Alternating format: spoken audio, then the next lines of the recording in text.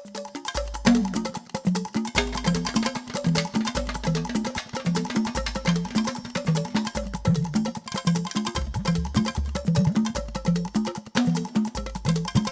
name is General Ayantunde Eruobodo. I was born in Kwara State, in Idiape area.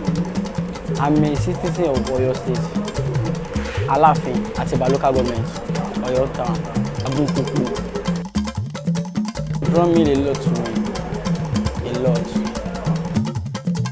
Although no, kò sí ẹni tàbí ní àti di ilé àyàn, wọ́n bá ṣe bí ohun tọ̀hún, wọ́n á ṣe kànáńgó tó máa wà nígbèrí ẹ̀, ó máa gbọ́njú báyìí.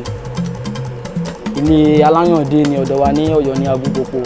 So ògìdó lọ́tún different drum agboolé ni tó bá gbà báyìí wà bá lù bóyá báyìí wà tó sùn tó bá jí láàárọ̀ kùtùkùtù báyìí ìlú máa kọ́kọ́ jírí.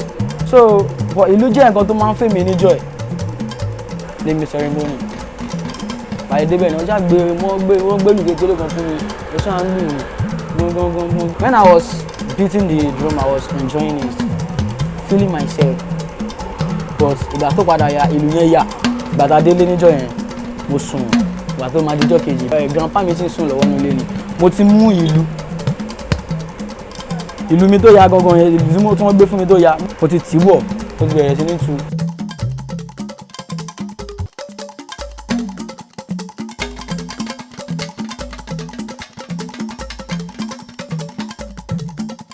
I don't rush when I'm making my drum. Prepare my aura, put aura in it.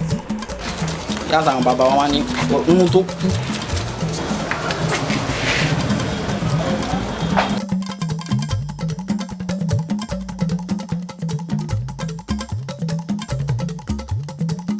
So this is starting of your drum.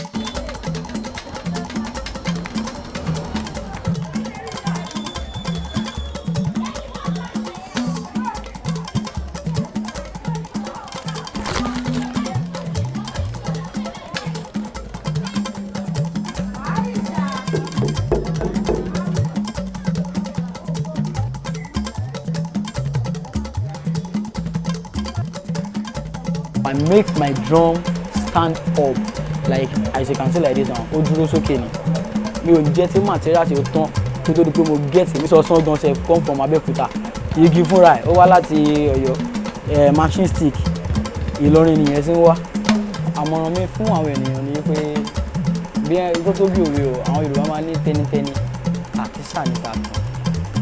Ohun tó bá jẹ́ títí wá ní ẹ má jà torí ìwà pa fẹ́ gbóyìnbó afẹ́ ṣe oríṣiríṣi tọmọ wa lè ṣòyìnbó tó lè ṣe gbogbo ẹ̀ tá a sọ àṣà tí ṣe títí wà ní orílẹ̀-èdè Yorùbá orílẹ̀-èdè Nàìjíríà pátápátá tá a sọ.